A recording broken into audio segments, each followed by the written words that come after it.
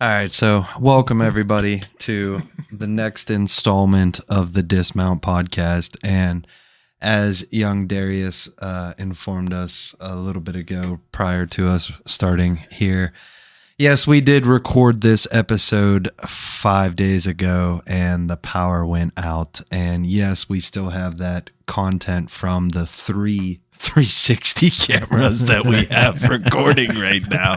But you're wondering how we get these sweet angles. Yeah. But yeah, so power went out and the mics is what ultimately, like, the audio is what cut out for us. So that episode that we were recording and we were talking about was about vulnerability.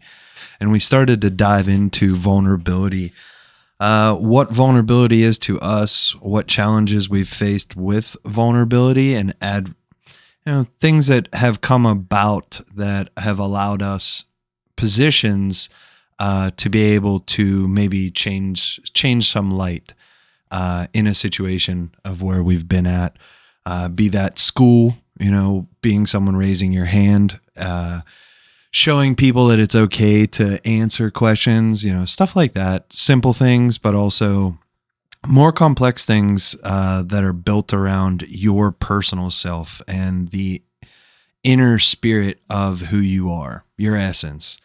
Now, vulnerability for me is, I personally have, I don't feel that I've had a true problem with putting myself in vulnerable places, but I've definitely, vulnerability for me was more about the after effect of being vulnerable and not allowing that vulnerability to change me or make me want to transition myself into something different because I put myself out there and people didn't agree with it, or people didn't resonate with the people who I thought it would resonate with. And you're like, oh, I better suppress that. And so vulnerability for me was more about managing that, ocean of just emotions from releasing stuff or sharing your own personal, stuff. For me right now, like I've realized that I'm fully ready. Like, I was used to be a very vulnerable person, and then I feel like I might have reserved myself in my 20s a little bit and kind of just really like enjoyed myself and went with the status flow and whatnot. And I realized this past week, like from recording this episode originally on Sunday and then now coming together on Thursday, like I realized I am 100% ready to be vulnerable in my life again and just try to be a beacon of positivity or a beacon of just like stability more so, because I don't want it to just be all about like positivity, because it's not all going to be daffodils and dandelions, so it's more so about the growth. Right. Yeah. Knowing that it's not every day is not a, just, I guess it's not something that you need to look forward to. Like, you don't have to be like, oh, well, like, hey, this is like, I'm going to get up, I'm going to get going, and this is going to be like the greatest day ever. Like, it's okay if it's not, and that's okay. Yeah. But like putting yourself out there is a battle that I think that maybe both of us are facing, which I really enjoy. Like, I think that being comfortable with who you are is incredibly important, but having that understanding too of, there has to be vulnerability to, also include growth in your life too. And I think that's something that it's difficult, but once you're able to actually get in the mojo of it and kind of work yourself through it, it becomes a point where you're like, oh, this isn't so bad. It's like even taking like the the cold showers, dude. I keep doing it. I do it every day. Hell yeah. Dude, like it's every day. There's no hot water in my house, and like, like it's for dishes only, or shaving. Try shaving with a cold razor, dude. Oh no. I would never do that. I don't think that's works. That's bold. That doesn't work. Bold and cold. Yeah. That's terrible. But like there's something like, I don't know if it's vulnerable, but it's like you have to you don't have to do it. You know, I don't have to take a cold shower in the morning, but like, I put on fucking Chumbawamba this morning. I was listening to I get knocked down, but I get up again. And I just sat there and like took the coldest shower at 7:50 in the morning. And it was like, I could feel a difference. Like, I was like, oh, I'm tired. I'm in the comfort zone. If I laid back down on my bed, I'd sleep till 11 o'clock. But I didn't do that. I was like, all right, like, this is the dumbest fucking way I can hype myself up. And you can't, like, I didn't have to play the stupid fucking song. I could have showered and still felt like reinvigorated for the day. But like, it was like, you know, it's the it was process. the icing on the cake. It was the icing on the cake, right? Exactly. Yeah. No, I take so much stock in the first song that I play in the morning. That's within the very first important. 5 minutes. Yeah, it's very important. You might as well not play a song if you're going to play the wrong song. Sid, I got a song for you. Yeah. Got to Be Real. Okay. Play that tomorrow. Okay. I'm going to say The way you'll notice. before I forget. To be real. Got to be real. Yeah. Okay. Pam would like that song. You got to listen to that. That's probably out of 5 days. That's one of the days I put Shout that out on. Cheryl Lynn. Yes. That, honestly, it's fire. But I feel you. no, regardless, I think like the idea of like, I think we talked about it last episode on Sunday, was the idea of being okay with like getting yourself burnt in the process. Like, I was still thinking about that all week. It's kind of fun we get to do this episode, but actually kind of think about what we just like spewed out without even really thinking about too much. Yeah. I think that's what makes our shit cool. But like, we don't think about too much. But now we've had this chance too. But yeah, man, like putting yourself out there and getting burnt's tough, because like then you got to pick yourself up back and do it again. And that's not easy for anybody. And like, if you've dealt with shit from a previous life that you may not identify with now, but you still have to like, oh, gotta fucking pick myself up and do it again. Mm-hmm. Dude, that gets exhausting. But like, that's like the toughest motherfuckers, is like the ones that can say like, all right, like I've been here before. I'm just gonna get up and move forward again. My crazy point right now for me of just deciding to now be vulnerable again is I'm now like, I feel like I went through this like crazy, I stopped saying good morning. And I know I'm just like, where the fuck is he going with this? All right. But like, I stopped saying good morning because I'm not mourning every morning. Like I'm not, when I go to a wake for someone who just passed away, I'm mourning. But every single day I wake up, I am not good morning. So I stopped saying that like 8 months ago. Okay. And 8 months ago is when I decided to just start really taking stock into the inventory. And I've talked about this before of like, who's in my life and who's not in my life. And I realized that in the process of this concept of finally sitting in your awareness and always being in that awareness is so fascinating because, dude, think about this just for a second. We might not ever climb Mount Schneefels again in our life. Yeah, it's a better chance that we don't. So that might be the only time you've ever done that and will ever do that in your life. Right. So that concept of just when's the last time you had a sleepover with a buddy?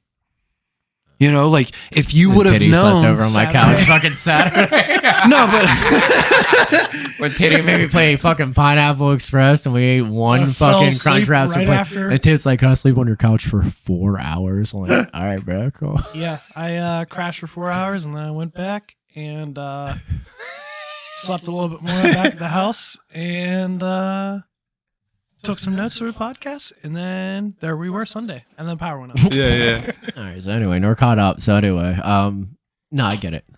Keep going. Yeah. This whole scenario of what I'm going through right now, of just changing myself into this next version of who I want to become, like there's a death in that. Right. And putting myself into this vulnerable place and this vulnerable state of being someone who wants to get out of this bullshit 9 to 5. Yeah. Get out of the tyranny of this slave system that I'm in right now and take back my power and my control. I'm zoned in. And like I I'm bouncing all over because I have so many like ideas in this whole, like, I'm just trying to put too much in one scenario right now.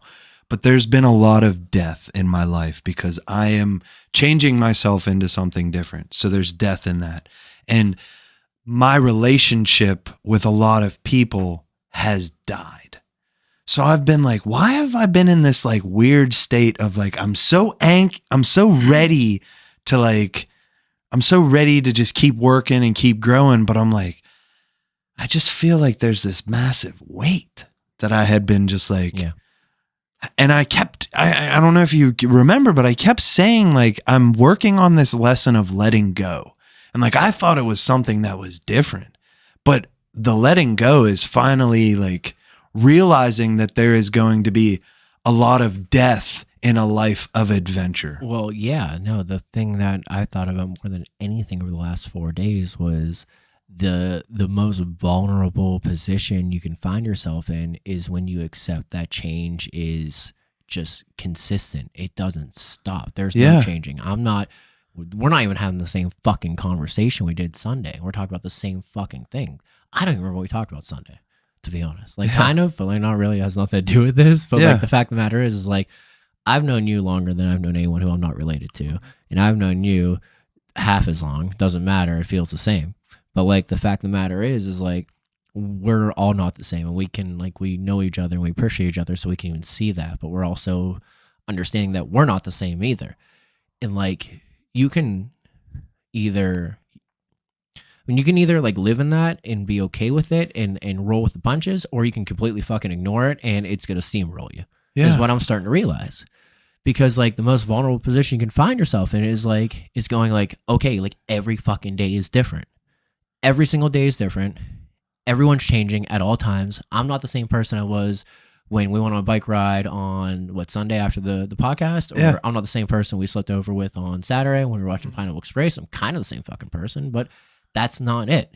And like, you find yourself in that, and that to me is like the most vulnerable position you can find yourself in, because like now you're like, oh dude, I have to go back out there and the whole world's different than it was yesterday. Like everything could be completely different. Every day's an adventure. It's crazy. And what I said, like a life of adventure, there's going to be a ton of loss, or a ton of letting go, a ton of death. Because like you said, every day is going to be something different. That's exactly what you're saying. Yeah. It's like the death is like, that's hard. Like people want to like. So you have to, I think really before you can like pass any of this is you have to decide how much death can you experience in your life? Yeah. How much death are you going to be able to handle and keep going? Yeah, no, it's like, and I'm sorry, I don't mean to cut you off, but okay. I have to let this go. Is there's a reason why people like Eaton Park? Cookies. No. Yes. No, it's the same fucking food it's been for 25. I'm sorry, I'm saying fuck too much in this episode, but realistically, like, it's the same food for the last 25 years. Like, there is so much change in the world that if someone could just go to Eaton Park and order the stickies or whatever. They got rid of them. They did they? Death of the stickies. Like, go get the potato soup on Sunday. I Let's know go that's still protest there. them. They start doing 3 days a week on potato. Regardless, like, that's like you're grasping. It's a ledge to grab onto. It's something. It's a life jacket to the oceans of life. It's nuts, but like, it's something you can cling on to. Mm-hmm. You know that, because the world is changing every day, and the faster you accept it, at least you're getting a leg up. It doesn't change the fact it's always changing. So that's why I always laugh. Is like, why do people go back to Eaton Park? It's like, because it's the same it's always been. Yeah, there's something to cling on to there. And but I think that clinging on to those similar, like those, that what makes life a little bit easier. Yeah. You know, so it might not always be a terrible thing. Yeah, I'm going to start saying my truths in the life of, right. Yeah, Eaton Park's probably not the best thing to be eating every day. But, I mean, like, when you're sitting in that scenario, yeah, you're there. Like, there is no having to make decisions. There is no having to think about, what do I want to eat today? Because you keep rolling with it, right. Which, when you make the healthy decisions of setting yourself up on a life of being someone who, okay, I work Monday through Friday, The weekends are mine. I wake up Monday through Friday. I wear the same stuff. I eat the same stuff, and I do the same stuff Monday through Friday to make my life Monday to Friday easier. I don't have to make all these decisions during the week when I'm already stressed. I'm putting myself into stressful situations. Right. So that's where I started to see that life of like being almost like a robot, of like the Jeff Bezos of wearing the same stuff every day, eating the same stuff every day, doing the same thing every day. Yeah. Like, man, it seems really boring, but it seems really like I don't have to think. All right. You know, like I put so many of those tasks into auto. Right. That's why Einstein, he wore almost always like pretty much the same clothes. So then he wouldn't have to decide what to wear. It was less pressure. Just had, I imagine it, I don't know this, but I imagine it's like same sweater and the same suit. Like, all right, I just wear the same clothes all the time. But I also wanted to mention, since you mentioned along the lines of death and multiple things dying, I thought about it while you guys were talking. I was like, huh, that's super interesting considering I've had similar thought process on that. One, I've had way too many existential moments for someone who's 30. Since 26, I'm like, you're going to die one day. And I'm like, shut up. Shut up. I know. We all know this. Just quit talking about it. I imagine Titty does the face too with the eyebrow. Yeah. He's like, get out of here. Like, shut up. Just trying to live my life. Not for very long. We only have 4,000 weeks. I was like, shut up. Dude, someone said that, like, you get 75 summers. I'm like, bro, that is not a lot of summers. So that sucks. But Anyway. I also thought about it from existential like moments. Like we're constantly surrounded by beginnings and endings. Like it's always going to be happening. And I finally just swallowed the vulnerability pill of like, in grad school, I made a commitment to like not change like very much. Just try to be that person who's always very positive, upbeat. But then you find yourself walking around like an NPC. Oh, how's it going? Good morning. Good. How are you? Oh, I'm great. Have a great day. Like, but I've recently And then you become that guy. Yeah. You're the guy. You're the good morning guy. It's interesting. I sometimes don't say hi to people now because like I've already passed them 3 times today, and I'm just like, you look at me, I just keep walking, and I'm like, it's interesting because that's counterintuitive to being vulnerable, but if it makes me less comfortable to do it, sometimes you need to do that stuff to be like, you look like a crazy person. You've had the same conversation 4 times in like 6 hours. You look insane. Like, I'm not afraid to look insane, but in that case, I definitely look a little crazy. But along that note, I wanted to mention the other thing about like deaths and endings and stuff. There's a book I read last year or maybe 2 years ago in Dayton. It was called Why Your 20s Matter and How to Make the Most of Them. And they talk about something I know of, which is like cognitive pruning, where you've probably both heard this, where up to age 25 or 26 or even up to 30, most people, that's whenever all of their prefrontal cortex, like executive functioning, develops. So all the planning, all that stuff. So most of your foundation for your life, for organization and planning and stuff, mostly all like concrete by age 30. So, you know, you just have a foundation to build on. You can get better at it. Yeah. But your foundation's built. You go through pruning on all like the knowledge you've accumulated, and it starts to get rid of stuff. Be like, this isn't important. You don't need to know how like a Pokemon chart works. You can just get rid of that. You can just like start getting rid of a lot of the stuff that you I don't need. fucking concur to that, dude. You need to always know. Yeah. But I think there's something along the lines of, now I'll alter it, but social pruning, where we kind of see how we fit, similar to what we were talking about in a previous episode, see how we fit in the world and see what works, what doesn't, and then get rid of what hasn't been working. Yeah. And I myself have been trying to get rid of what hasn't been working. I'll just go out on a limb and say I'm probably the worst of the 3 of us of trying to be my authentic self, because it is always skewed to being positive. Like it's always dialed up. If somebody like wants a real answer, be like, all right, first question in my head is like, who are you that I'm talking to first? there's only a select, probably like 10 people who will get the real answer. But I mean, I'd say that's pretty damn good. Yeah. Better Yeah. than most. But if you're not within those 10 people, I'm probably going to be like half lying to you and be like, oh yeah, things are great. I'm going to polish up this turd and tell you that like it tastes like rainbow sherbet. But yeah, so that's all I have to say about that. Just, you know, me being vulnerable is just trying to like accept a lot of those deaths and a lot of the pruning and make an outward effort to just be uncomfortable with things that are outside of like the NPC. Like I'm desperate Yeah. for anyone who doesn't know, non-playable character made even more famous by the movie Free Guy. But I wanted to mention that part about pruning, just see what you guys thought about that. Social pruning is what I've been going through. Yeah.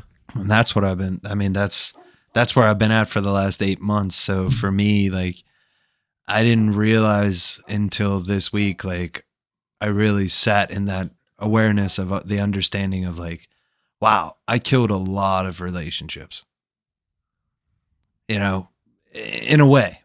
And that comes with a lot of weight. Yeah. And there's relationships that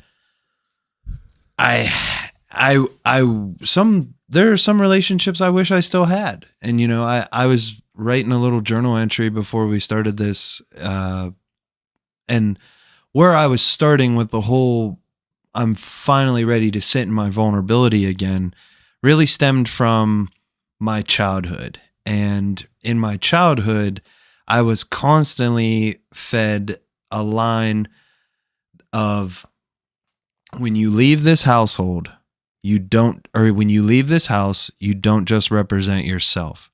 You represent this entire household. So act accordingly.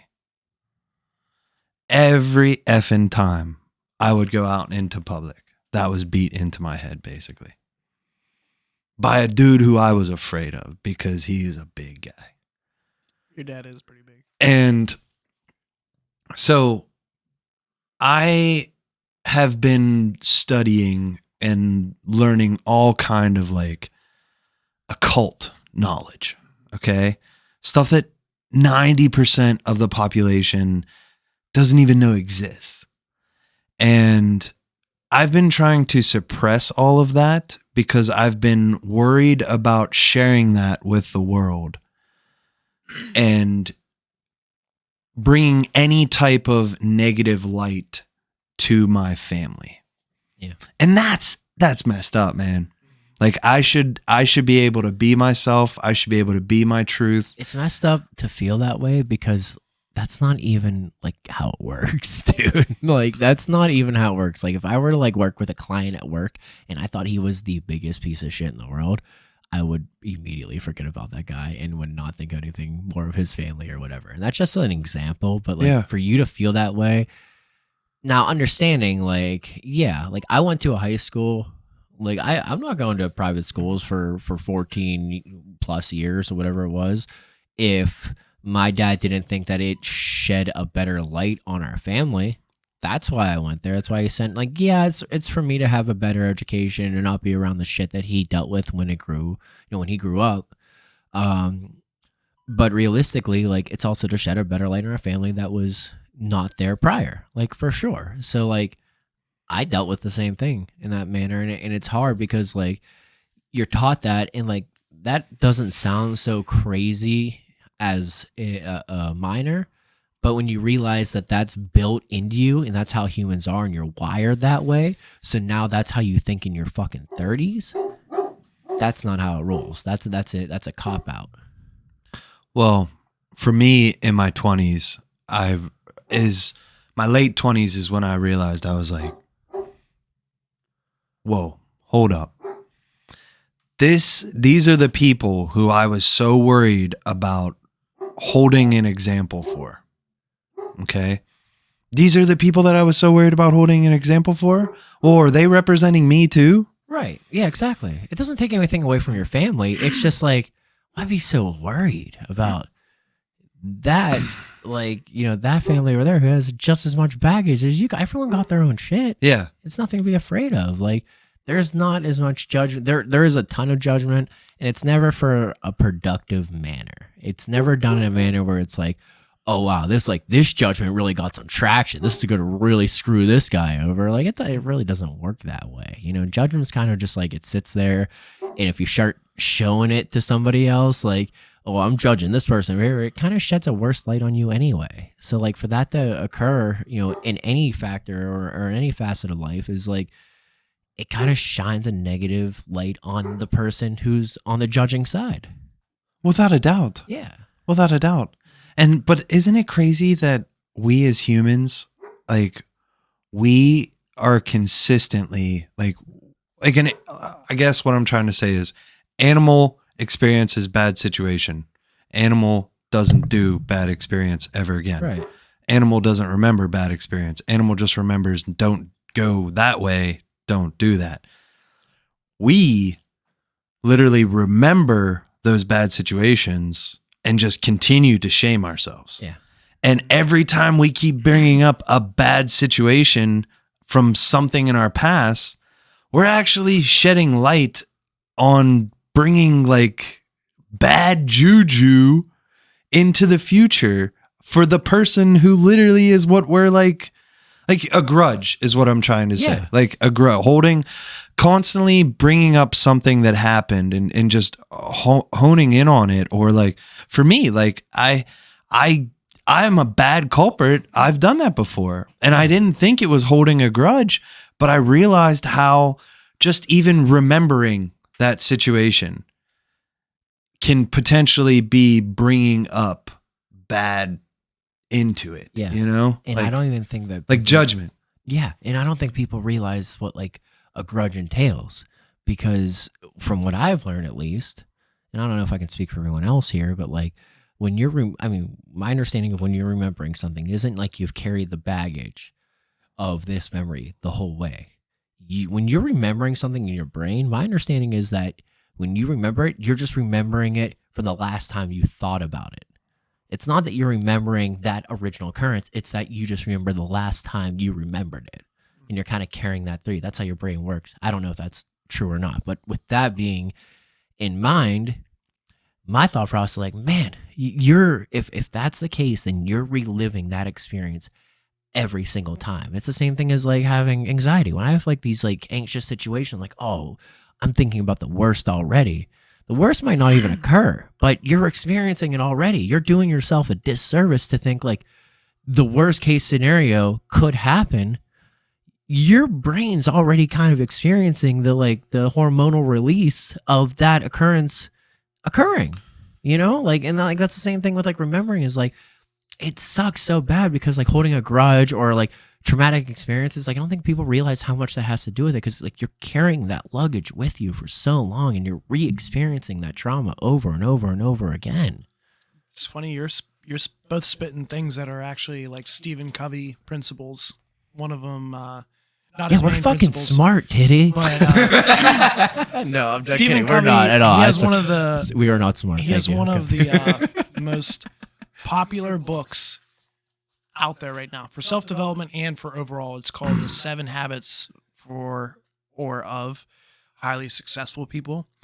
And one of the principles he talks about just in his works, it doesn't have to be in that book, is about judgment. Like whenever, say that, since I'm looking at Zach, say that Zach and I are talking about you, and then I'll just say that I start talking smack. Be like, wow, when Derek takes his hat off, he is so ugly. I tell you what. But imagine I'm saying that to Zach right now. All right, I'm going to pretend. I can guarantee to Zach right now, Zach is now taking that information and go, oh, Brandon's a shit talker. That's what he does. So he talks shit. Chances are, as soon as I walk out that door, he's going to talk shit on me. Right. So immediately you're just teaching the other person, oh, you're a shit talker. That's what you do. It has nothing to do with the other person. Yeah. Yeah. But the other thing you guys mentioned about grudges and holding on to grudges is he mentions this principle, and it might even be Wayne Dyer. I'm not sure which one it is, but he talks about this principle that if you hold on to a grudge or you're forgiving someone, what you're doing is you're taking in poison you're eating it yourself and then hoping the other person gets sick. And you're just like, oh yeah, let me just like harbor this grudge. And by holding on to it, it feels good in a sick way, but you're actually just making yourself sick over and over again. And if you just let it go, then like both of you can move on. But I'll be the first to say that's really hard. Like sometimes you hold on to that grudge. You're like, this is the way things are. In the movie Lame as Rob, the one guy commits suicide because he was wrong. And he just like, spoiler alert, he couldn't like accept that he was wrong for a big chunk of his life about a man. Yeah, I've taken it too personally. You know, like you take it too personally, like, oh, this person made me feel this way. Mm-hmm. When in all reality, that person really doesn't give a shit about the way they've already moved on. They really never even thought about it. Mm-hmm. That never crossed their mind, unless it's someone who has a deep connection with you, which is rare anyway. It's never crossed their mind the way they've made you feel. It's the way it made them feel. And it's the same for you too.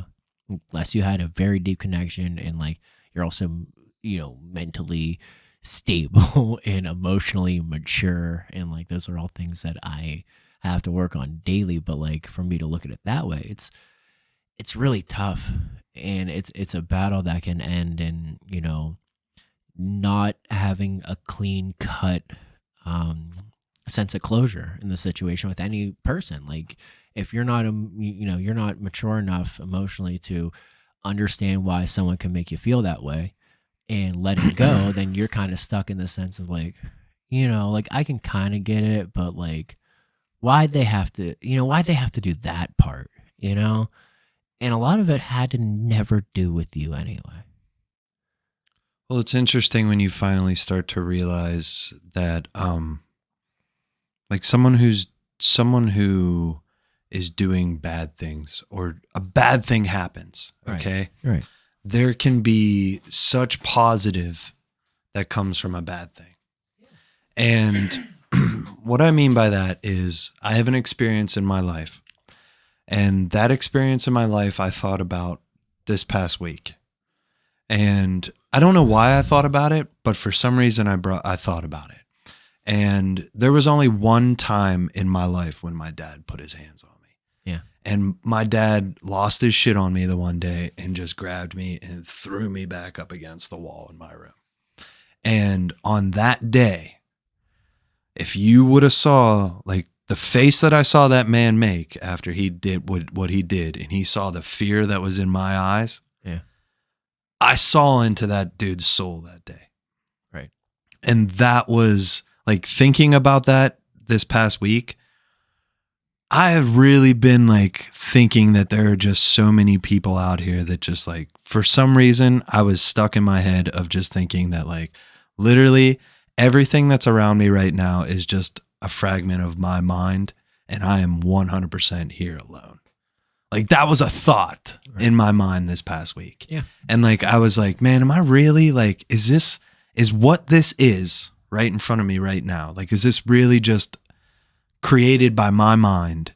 And this is my experience. And that, you know, and I still, you can't say it is or isn't, but like, yeah, I like it's kind of both. I liked rethinking about that thing that could have been a trauma in my life. Right. But like how much like great came out of that. Yeah. And like now being 31 and like rethinking about this week and just like, oh no, I've seen someone's soul before. Yeah. And like, I've actually experienced that before. Like, you know, that to me was like, okay, you know what, man, I'm ready to start doing some shit in life, and I'm ready to like fully walk in my path and do my stuff and just be me. Like when you can see someone else's soul, like you can see it in some instances. If you're looking for it, depending on the situation, the occurrence, like that's a very vulnerable experience. It is. It's exactly what it's for both people. Like, well, it took such a negative situation, like that person feeling, I don't know, but that person getting to such a low point of them now being vulnerable, and you could see right through into like, you could peer right through the window. Was gone. And you know, like, there was, it's a crazy, like, I know what you're talking about. Like you're talking about someone who like, you see someone hitting flow state. Like Yeah, they're just and the positive. they're right, an amazing yeah, painter right. and you just see them painting, or they're a fantastic athlete and you just see them working their just Right. symphony Yeah. that they do, you know? And you're like, man, I could totally see that soul in that person right there. Just Yeah. Yeah, they're Just showing their whole ass, yeah, dude. you know, like- and then, like there could be and not to take away from any individual person. I think that like any person has the capability of showing their soul in a positive or negative or neutral manner at all. Like I think that's true 100%. But in your sense, when you're looking for what I think a lot of our conversations that kind of end up leading towards is empowerment. Like when you're looking for that empowerment in a situation, I think it's really dope that you can kind of turn around and say like, look, like if that's all I'm up against, like that's like I've seen the soul of a human being. And if that's the only motherfucker that's in my way to get there, regardless who it is in your life, yeah. I can fight that battle. Right. There's nothing wrong with that. Like, man, I'm tougher than that. I'm just as tough as that. And then you're like, well, then what's in my way? Then what's in my way? A bunch of people freaking acting like a bunch of tough motherfuckers. Cause why was I sitting outside in the grass with my shoes off, just laying in the freaking grass of the company that I work in, outside the front door basically, and I felt awkward this past week. I felt awkward yesterday and I felt awkward today for just like 30 seconds. And then I was like, what the fuck am I feeling awkward for? Like, this is who I am. Like, I'm this guy. Like, I'm the guy who shows up here. I show up every day with a half-gallon smoothie. I'm that guy who's always talking about electric foods and different shit like that whenever people are communicating with me. People are talking about like electric cars. He's like, yeah, but you ever try to put electricity in your food? And they're like,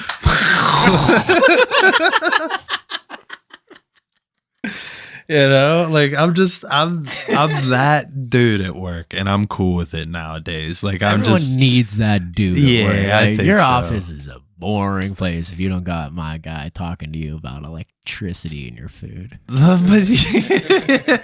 like it's just the guy who gets along with everybody, but like I don't know, man. There's probably people who like do drugs in the parking lot, and I'm the guy who would get drug tested before any of them because I'm the guy sitting outside in the grass with my shoes off, just laying there like this, just grounding. Nothing wrong with that guy. You know? Hey, I'm just charging, man. You know, like That's the guy we're least worried about. yeah. That's one of the guys who keeps his place running. They got like quality control. Like, so what do you say you do around here? Like, well, I come and I do my job. I'm here pretty early. I leave early some days, but I always get my 8 hours in. And then at lunch, I just go lay in the grass with my shoes off. I'm just that guy. Yeah, okay. So I'm excited for this next chapter for myself of just now unleashing a new level of vulnerability and trying some things out, trying to go for a couple things that I want to go for in life. Yeah, I want to change. You know, like I kind of want to be cool with changing. I don't want to be stuck. You know, that's lame. I'm claustrophobic. My girlfriend makes fun of me. Like I think I'm claustrophobic. I had nightmares of being stuck in a McDonald's play place. And What do you mean by stuck in a place and claustrophobic? So I had nightmares of being stuck in a McDonald's play place. Like the play you mean gym, just the stuck play place. He can't get inside, out. Like like, he just, Dude, it's he like just- tight corners. I'm like, oh no, it's a It's like, tunnel. that's a dream, cuz. Yeah, that's a dream. 30 years old. It's been like over 20 years. The only thing I need is you to send me up a Happy Meal. I'll be in hog heaven there. Yeah, okay, yeah, fair enough. Whatever. Sorry. Yeah. he said that's a dream. I used to. I haven't been in there in 20 years. I haven't. I used to love the play place. Dude, I love the play place. We're gonna commandeer a play place. But like, it was something about like, as I continued to grow, I would have like these dreams of like my 14-year-old self being in my, experiencing things my 6-year-old person did. Like being in a play place, like, oh, dude, I can't get in. It's tight and you're too big and you can't get out. Like, I don't know what that is, but like, there's just some weird instances, man, of like kind of grown through that and understanding who you are and like, how those things affect you and building up. And like whether it goes back to even our conversation on past traumas or like how those things affect you if you don't fight those battles. Like, I don't know, dude. Like, I don't know how like, a play place I felt comfortable in like made me feel further down the line. But I do feel a sense of like not wanting to stay complacent. And like when you ask like, what it is, like what's the want to change or like what's that feeling of like claustrophobia, it's like I don't know, man. Like I've always felt like, especially recently, like, okay, why are my thoughts out here? And then like if I'm playing catch up, like my habits are back this way, So like I'm not acting the way I feel or think. And Can that's I put hard a word catch. to what you're saying? Yeah, please, God, I suck at I've been articulating. waiting for about like 10 minutes to try to find a good segue into this. Please. But cognitive dissonance, and I think we all experience cognitive dissonance. Thinking one way, acting another. Or feeling one way, acting another. Believing one way, acting another. And I just want to put that word to it because there was some thoughts I had around for like a few minutes from now. Please continue on it. I've said enough. So I often feel like I think we all do, to extend away, like the three of us in this conversation and this chapter of our lives, we're doing plenty of things that we don't want to do, but we have to do, and that they don't exactly always feel like authentic to us. It's big theme of this episode is, trying to be your authentic self. And I feel like a lot of times with myself, when I go around as that like NPC, just like, oh, how you doing? Good. How are you? Like sometimes I could be like, I'm exhausted. I want to go home. I'm tired. I woke up this morning thinking, damn, that was a fast sleep. You just experience cognitive dissonance as you walk through life and you keep having to do the things that you're like, if I could just keep myself accountable to do this, I'm curious where that would go. For me, the thing is with writing and stuff, I haven't written anything and I probably am not going to for a long time because I'm addicted to stress and I'm burned out. Like, this is an episode on vulnerability. I've been burned out for years. I've been burned out since I was in grad school. Right. Yeah. But it's also because, there's a lot of things that in life you have to keep moving forward. And a lot of times that gets exhausting. As you keep moving forward, you're like, I need to keep making money. I need to keep my insurance. I need to keep going up. I need to keep improving. I need to keep doing something. And then meanwhile, you're like, man, that inner child is just like, if you had started this like 10 years ago, like imagine where you'd be. I keep having that conversation in my head. Whenever I turned 18, I got a small chunk of money. Nothing huge. To me at 18, it was huge. But I can imagine like, if you would have just picked up and left, Brandon, at 18, I just found out I have relatives who lived an hour outside of LA just last year. I could have went an hour outside of LA with a couple grand in my pocket and then just tried. And then whenever I ran out of money, move home. But, we all experience that cognitive dissonance where we just keep doing the things that we have to do.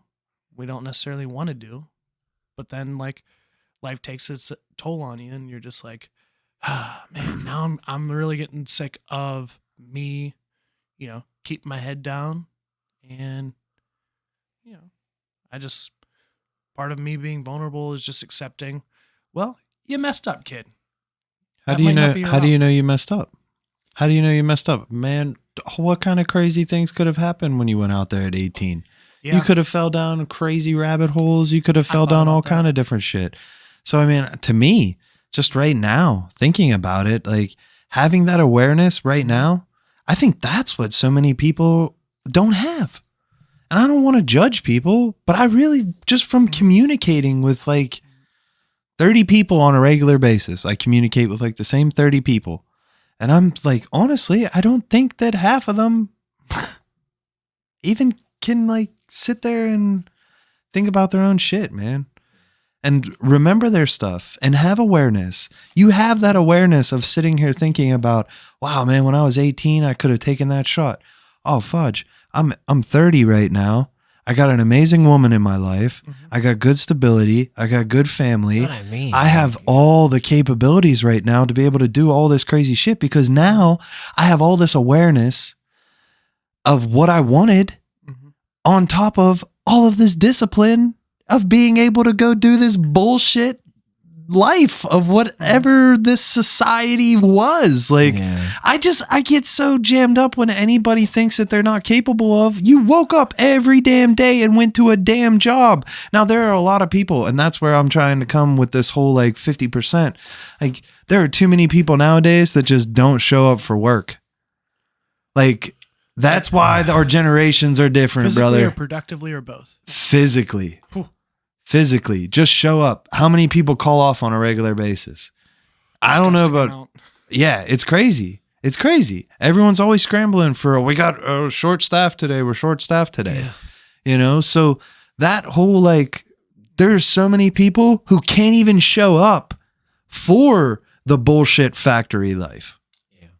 So the fact that we were all three people who were able to show up every day, do that stuff consistently. There is no reason why now at 30 years old, with all this awareness, all these capabilities, all this health still, Right. we can't literally turn our 30s into our 20s and our everything Yeah. turn back time. Literally turn back time. It's all time. If I could turn back time. Sorry. If I could find a way. But I think it's going to take time because that's what I'm realizing. No, I know like we're talking even about time. Like there's not like it does No, take no, time, but like it like time needs to be removed from this conversation because it's exactly what's holding us back in that. Like for me, it's like, oh, look how far I've come. I can't possibly. I've invested so much in where I am now. How could I possibly just change it up? You know, I'm still paying student loans on a degree that didn't matter.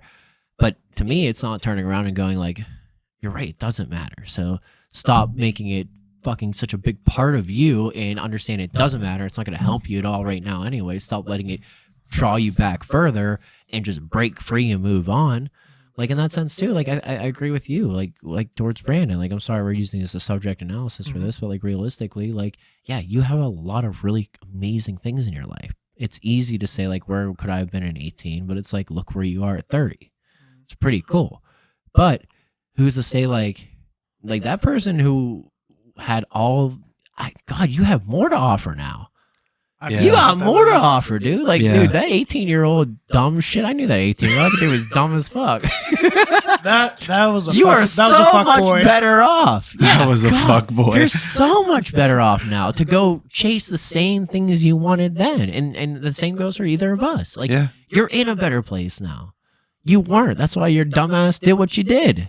Yeah. Stop freaking, using today's logic for yesterday's fucking bullshit, dude. Like, it's okay. Like, you're in a better place now. That's why you didn't do it the last time.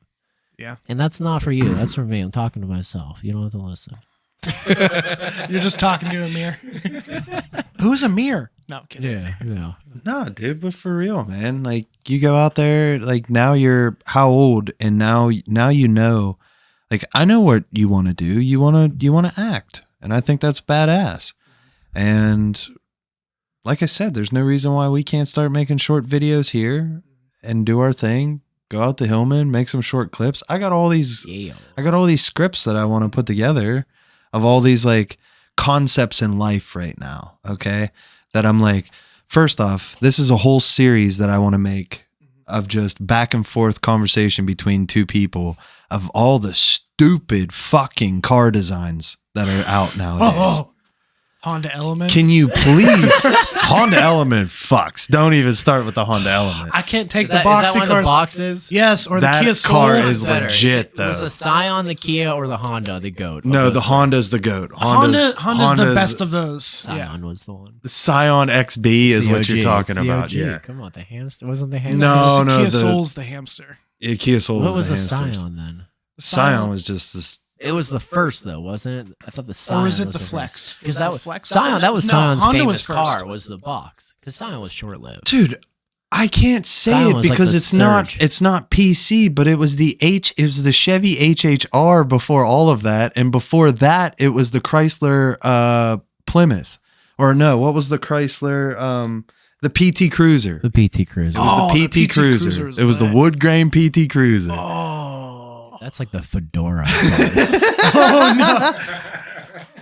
I'd love to see a guy wearing a fedora or a girl wearing a fedora. HH. Never made sense. It made sense to a lot of people. The HHR. It was the Chevy HHR. It went from the Cruiser to the HHR to the boxcars. No? Yeah.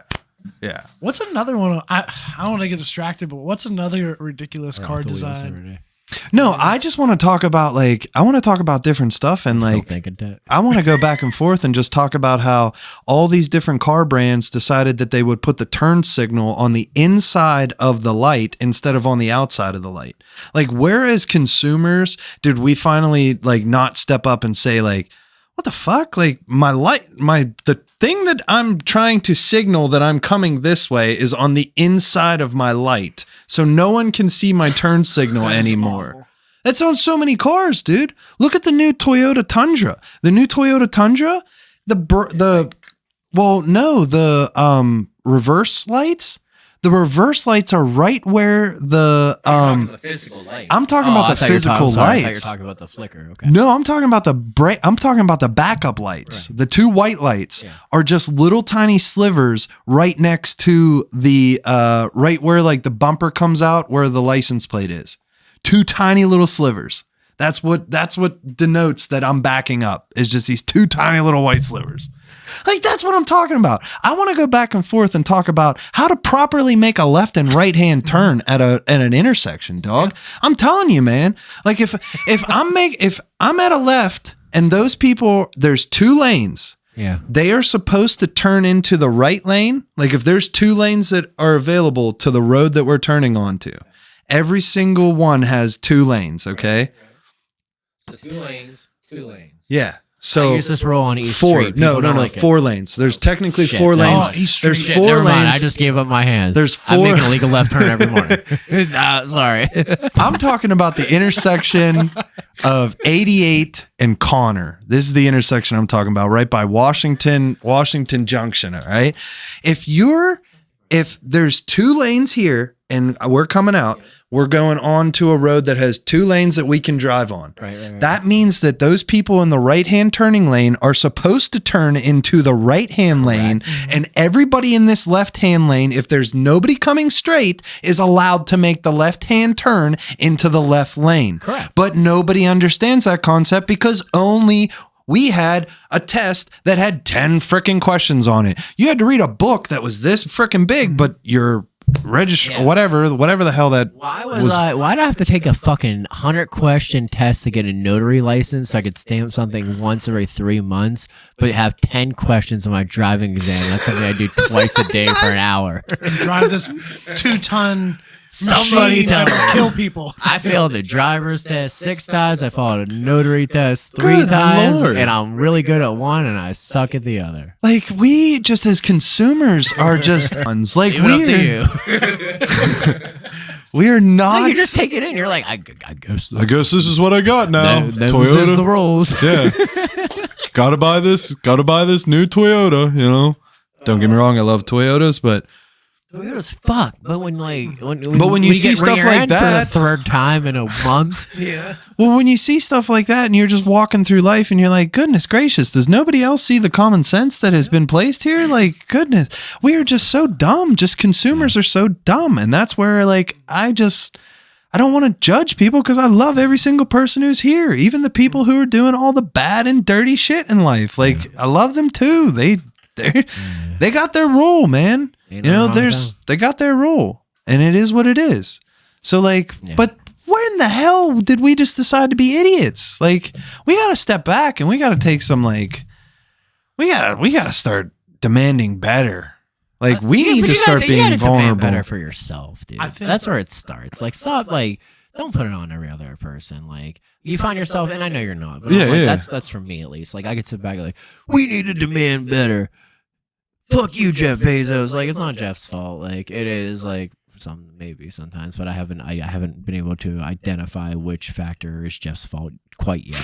Everything. But that's not how it works. Like, you can make like we've talked about the world peace thing already, and like that's like, how do you start that journey? It's through yourself. Like, how can you how can you start the journey of wanting to, wanting the feeling of deserving more, or going that journey of deserving more, period. Like it's in yourself, and it's the self-respect factor.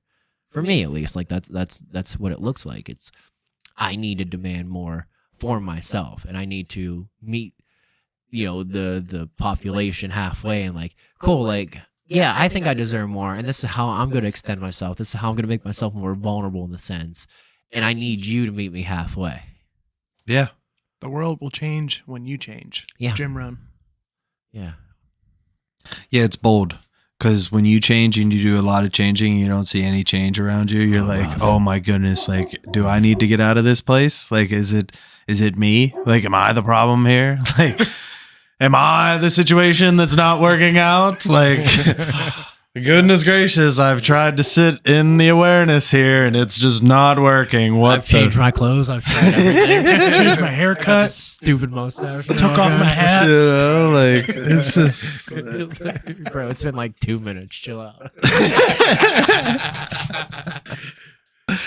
So I think to wrap up this episode, like, vulnerability in itself, like, I think we've really kind of grasped in on this like amazing concept for each of us, like, of what is vulnerability for us right now, and shared a lot of, I think, impactful, like, meaningful stuff from each of us, without a doubt.